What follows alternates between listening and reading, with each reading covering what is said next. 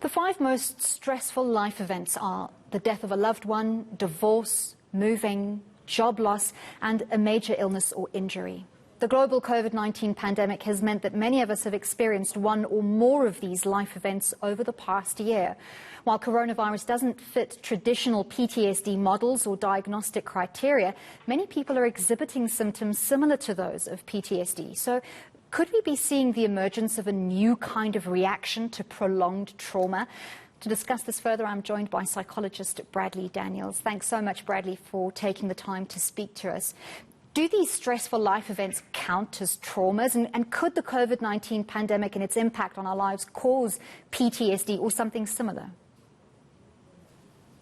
Thank you for having me, Andy. And I think, we're all sitting in the thick of loss and grief. And so I just want to start off with a definition in terms of saying, grief is a collection of symptoms that we've experienced as human beings, which is a response to loss.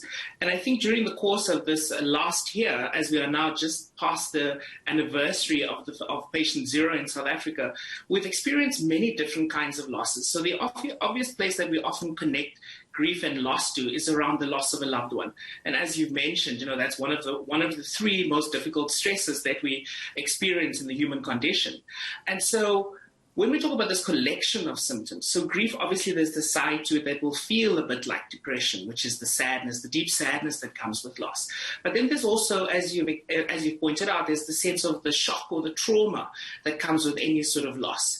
And I think with the pandemic, it's almost escalated things to a different level. So as I've said, we've had complicated losses. So in the sense, many people have lost their economic sense of income or their sense of economic life as they knew it, over and above just the loss of loved ones. But I think some people also who perhaps have contracted COVID-19 may also be experiencing the loss of functioning. So for example, where some people's bodies don't necessarily make as easy a recovery as they would have anticipated. And that's yet another loss. So just to kind of broad stroke it, grief, we look at grief also impacting any sense of loss that we have. So whether it's the loss of a life, the loss of income, also even the loss of the life as we used to know it. A year ago, none of us ever anticipated that we would be going through our lives wearing masks and having limited social interaction, social distancing. So collectively around the world, we are also experiencing grief around losing the normalcy or the sense of life that we are used to.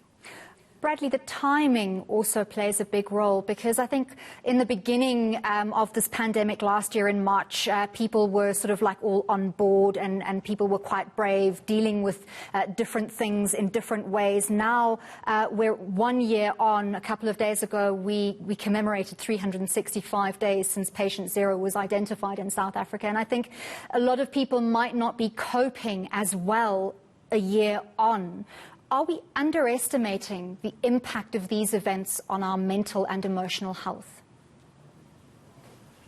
I think perhaps in the early part of the pandemic, we probably were underestimating the impact psychologically on our well-being. But I think a year on, we really are starting to more and more see the sort of cognitive and the psychological fallout that we're experiencing as a result of this prolonged sense of loss, this prolonged sense of grief, this prolonged sense of trauma. And I think as we experience each wave of the virus, we usually then are in the thick of the trauma, of the grief, of the loss. And, the thing which is quite important to consider is that loss is always cumulative.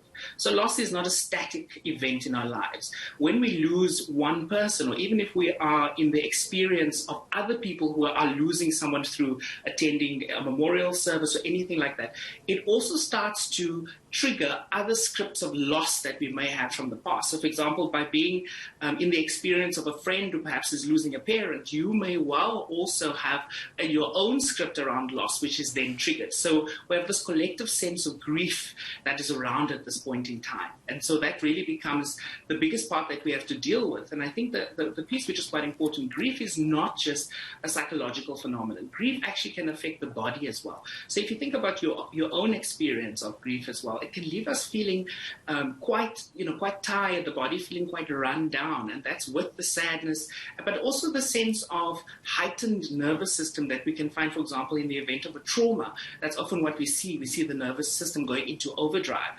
And And so this is what we also see with grief. So I always recommend for people, when we're going through the process of grief, it's important to ensure that we give ourselves enough rest time to be able to, number one, go through the processes of grief.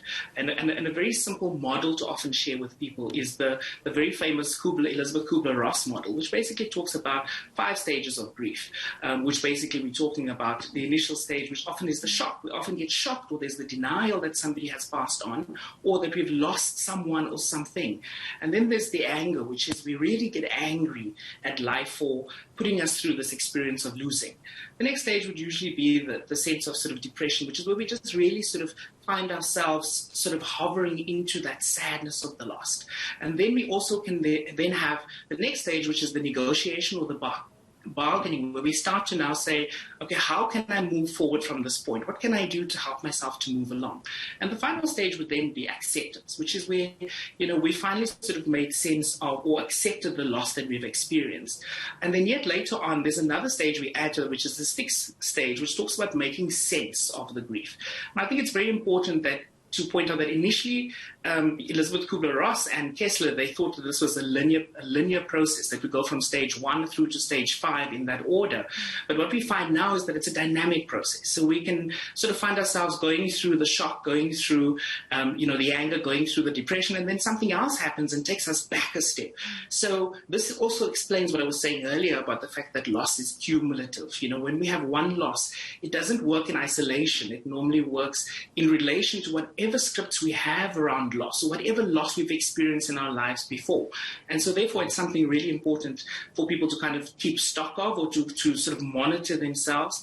And where the need arises, where the grief, there's no real timeline we can put to grief, but where the grief extends to such an extent where it really starts to challenge the person's ability to function in their daily lives, that's probably the most important point at which to sort of seek professional support in the form of a psychologist. And alternatively, I also say in South Africa, we have a very big resource to ourselves, which is the spirit of Ubuntu, and which is the spirit which means that we grieve collectively and that we go through grief collectively. And that is such a unique cultural sort of value that we have in South Africa. And I think we really need to tap into that resource, as we are seeing more and more at this particular point in time, to be able to get through grief. Well, thank you very much for your time, Bradley Daniels, clinical psychologist. We do apologise for the picture quality of that live interview, but some very important notes coming through. Loss of life and loss of financial security both impact us all in a very physical way, and grief can come in many forms.